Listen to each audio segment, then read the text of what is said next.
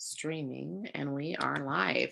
Hey, good morning, Jennifer. Good morning, Jean. Good morning out there in Facebook world. It is Wake Up with Toastmasters, and I am your host today, Jennifer Smith, D115s, as in the District 115's Public Relations Manager, only for a few more weeks. Oh, starting today, it's 30 days left of my position. Yes. And my co-host here is Jean Dunford. Welcome. Hey, Jean. thank you. So, how are you doing this morning? I'm good. I had finger problems with the keys this morning. They didn't want to do what my fingers told them. Well, I'm glad you were able to get on. It's always more fun that with the two of us, and also just a little plug that it's always more fun with guests. So That's if right. you ever want to be a guest on Wake Up with Toastmasters, just email the d115cgd@gmail.com, where we can get you on the books, on the calendar, to come on our show and talk about your journey with Toastmasters while you're in Toastmasters and what you have learned in Toastmasters.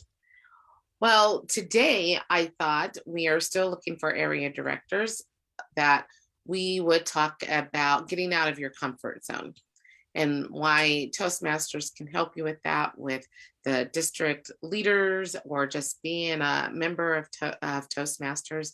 It's really funny. I'm actually have to do a speech next week at my American Escrow Association. That's where I'm doing most of my concentration on the next week. And it's talking about, well, the speech is talking about my leadership with the American Escrow Association and what I've learned and what I hope in the future.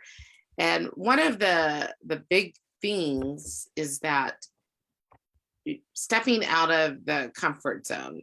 Guy Dawson yesterday talked a lot about how district leaders would be able to help people get out of their comfort zone and get out of that box. And my speech will be, I don't even think I could sleep last night because I was really excited about trying to formulate this speech. I should have just got up and wrote it. But I was excited about talking about the obstacles that I had overcome, where I am today and where I want to be tomorrow. And of course, who wants to be the same person that is here today, tomorrow, right? You want to improve, you want to grow, you want to be a better person, a better member of your associations. So I have my two associations and also at work. How do you become a better person from today to tomorrow? And that's one of the things that Toastmasters can help you with. And if you allow them and not be afraid and step into, or actually step out of your circle that you're in and say, this is what I want to do. And let us know, as members of the leadership board of District 115, let us know where you want to be. Because as we grow, as we're involved, we are evolving, right, Jean? Yep. I'm making sure that somebody's listening to my rant today. I am definitely listening to you. You're right. For me, my comfort zone was challenged every time I'd go for a job interview. When I moved to Vegas, it was hard for me to transition to the environment here. Mostly gaming, not very much manufacturing. And I had been an engineer in manufacturing for several years before I got here. And so it was hard to transition to a job because I'd go for a job interview and, worked in the nuclear industry and did all kinds of things, but nothing in gaming at all. So, And then when you're new coming to Vegas, you have this thing about, well, maybe you're just here to gamble and you're going to leave 6 weeks or something. So you have to overcome that too. So it was job interviews I could not look people in the eye. I could not talk to them. I would get really nervous at a job interview, and it was just like not even me controlling what I was saying. I was like, I'm just talking gibberish, hoping you'll give me a job. Then, when you realize that you were not formulating your sentences and you were not making any sense. You have this little circle, right? Like, oh, what am I going to do? How do I get better? So you went to a contest and you recognize that maybe this is the direction that I have to go. Is that a statement? How did you realize that you were in your little circle, your tiny circle, and that you had to get out of it? Well, I'm not sure that I realized that. I realized that I was not communicating well. And I wanted to improve that. And so a friend of mine said, well, why don't you come to a Toastmaster club meeting with me? And and I had all kinds of excuses. And so then they said, well, there's a contest. You won't even have to be asked to speak. You won't even have to go up and give a table topic. They won't even talk to you. Just go and watch what's going on.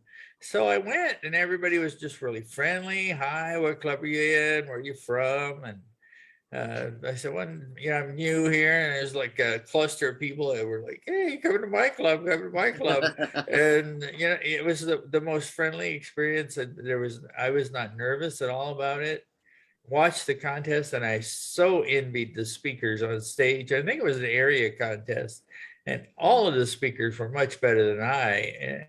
And it was amazing. And the friendliness of the people and how welcoming they were, that just drew me in. And I said, I'm going to go to a meeting and try this. And I did. I went to met one of the people there, and I said, I'll come to your club. And so we went, and I enjoyed it. I stayed at that club for quite some time, a couple of years, joined it. And then I joined, at one point, I was crazy and got in a 7 club.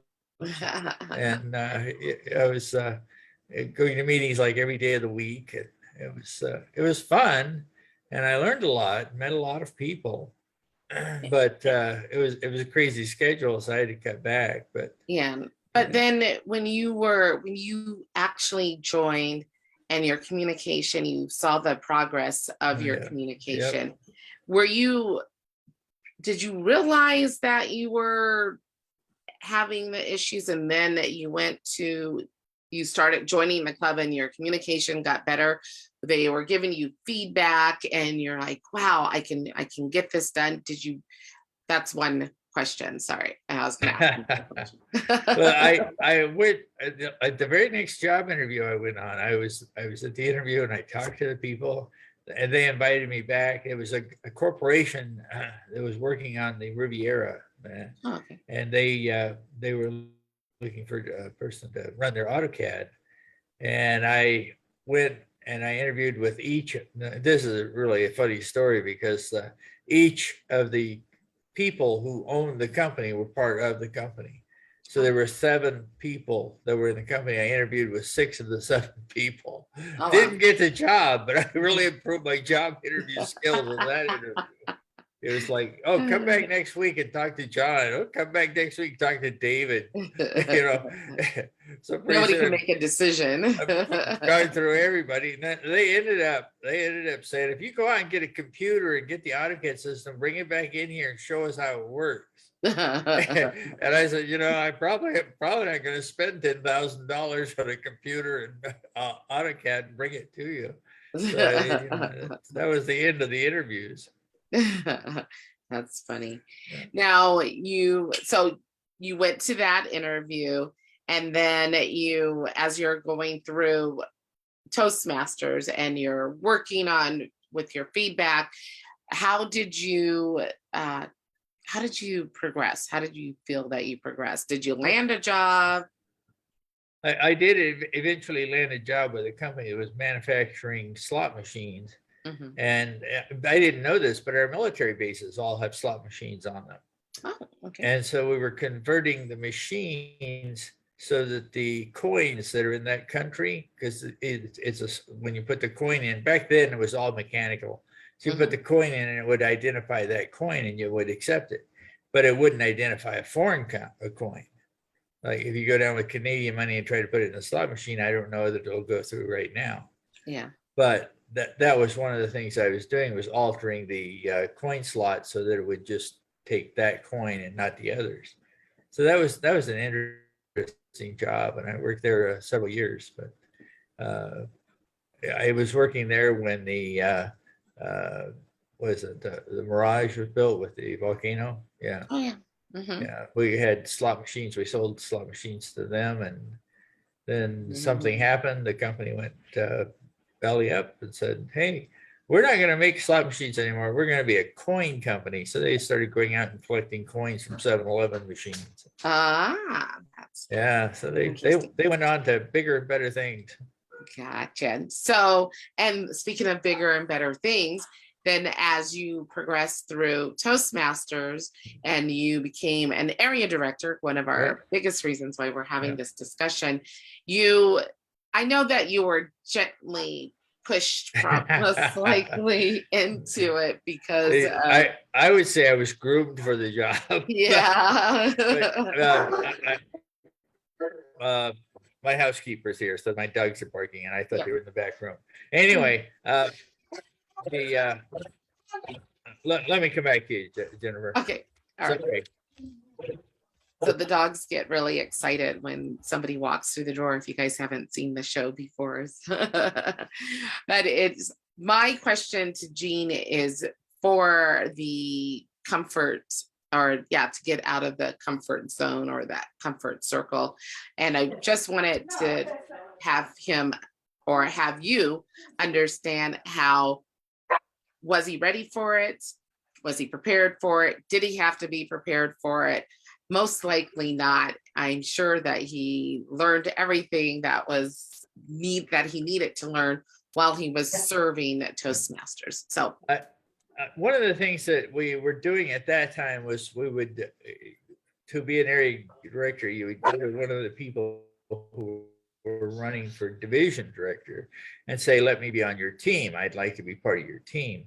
And I had Monica, I can't remember what her last name is now, but she said, "Yeah, if you want to do that." So I joined the club that she was in and went to that club and talked to her and got to know her better, and helped her with her campaign, and fortunately she got elected, because that was the bad thing about the way we were doing it. If the person didn't get elected, you didn't have a position. And she was elected, and I was an area director. But everything that I learned about area director came from my club. They really drilled into my being, what I was going to have to do and why I was joining and what the steps were.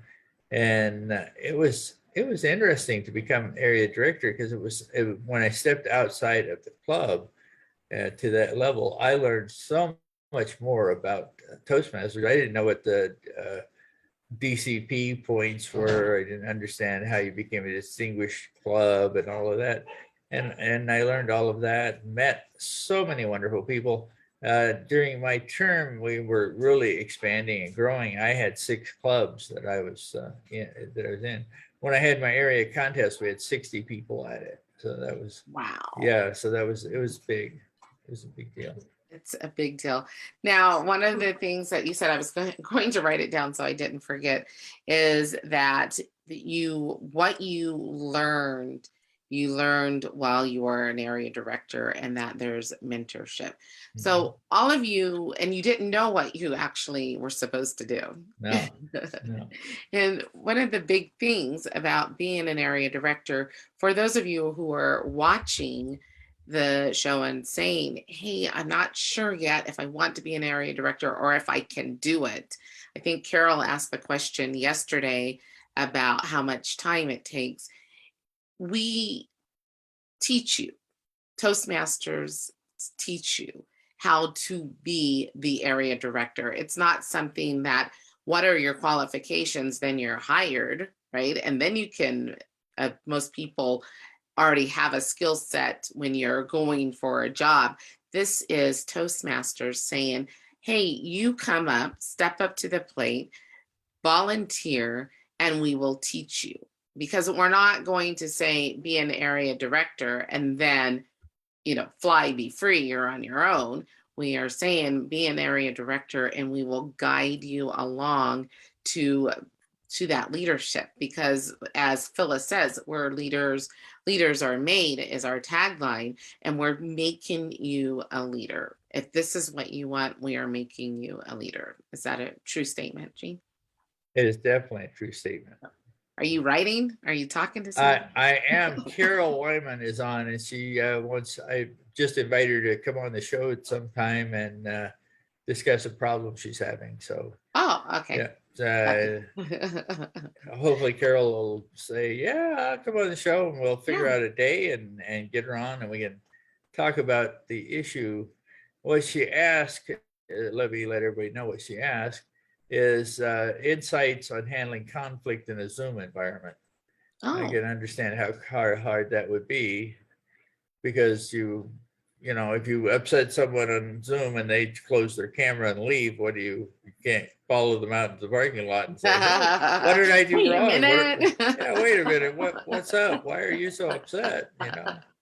Yeah, that's Yeah. definitely, and that's something that we, as again Toastmasters, we learn along the way, right? And now we can guide. She put out that question, how do you handle that situation? And as a Toastmaster, we are trying to, or we can help, we can guide, we can mentor, we can figure out an answer versus not figuring out an answer. And that's one of the big things, again, about Toastmasters and stepping out of your comfort zone, is that how are we going to learn in a work environment? How are we going to learn in an association if we don't have the guidance? Because, of course, being an employee, being on a panel, being on a board, when there's something that arises, we maybe do not have that mentorship there. But Toastmasters is definitely one of our slogans, right? When we our mission is to have a safe environment where we can learn. And it's not even when you're in college. Do you have a safe environment where you learn, right? You're sometimes people are afraid to raise their hands because the teacher, oh, I don't have time to answer that question, or you should know that question or that answer, right? That people do not have that opportunity to raise your hand. But Toastmasters does give you that opportunity to be able to raise your hand, have your question heard, and have an answer for you. And that's definitely showing you how to step out of that comfort zone, how to get out of that circle. And as we're looking for, I'm going to go back, as we're looking for area directors, and I really like the way that it sounds like a team is built beforehand for that division director, because I am Division D looking for area directors. And it's interesting how you can go in and say, hey, I want to be on your team. I want to be on your team.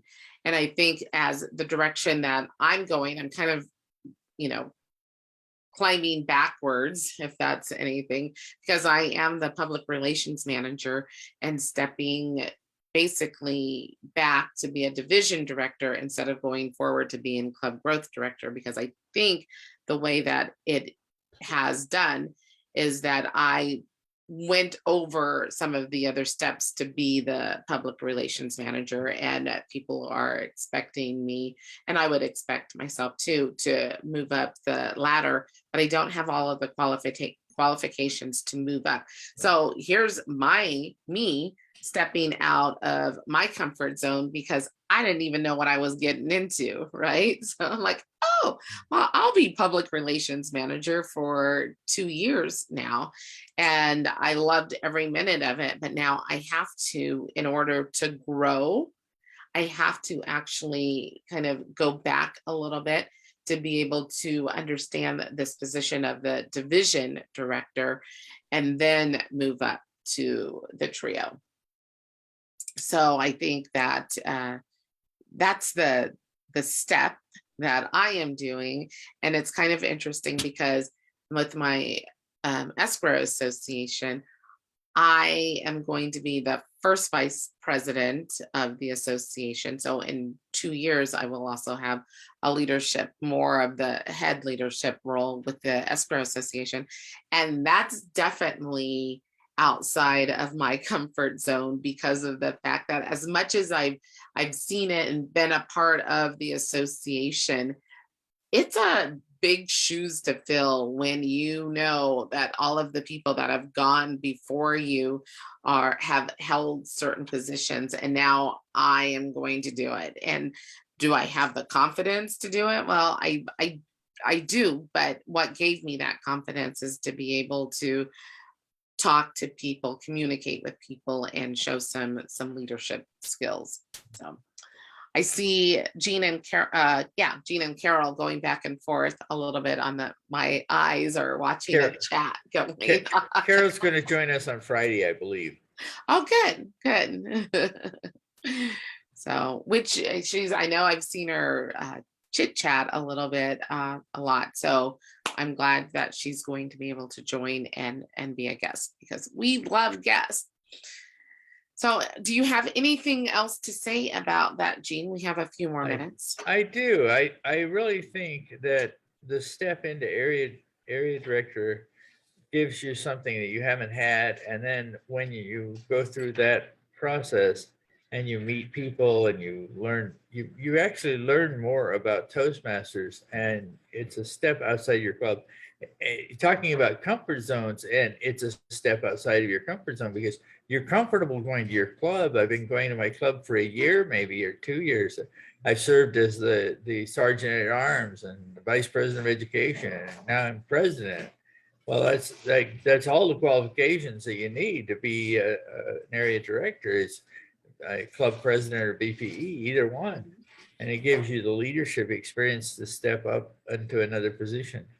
And when you're working with clubs that are not yours, and that's one of the nice things I think this year our leadership is trying to do, is to say, well, you're in this club and you're in that club. Let's not give you those clubs to work with, because you have, if you're in something for a long time, you're in a club, you're comfortable with those people.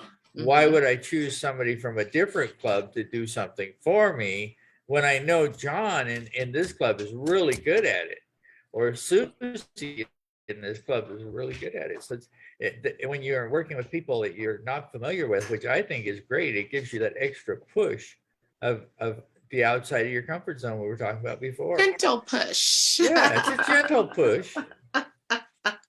A lot of people wanted to be the area director of their club, and when I was in, and I had 6 clubs, I was area director of one of my clubs, and it worked in reverse because I purposely didn't choose people from my club to do things. I figured that they could go and assist with the others, but it gave other people the leadership to go out.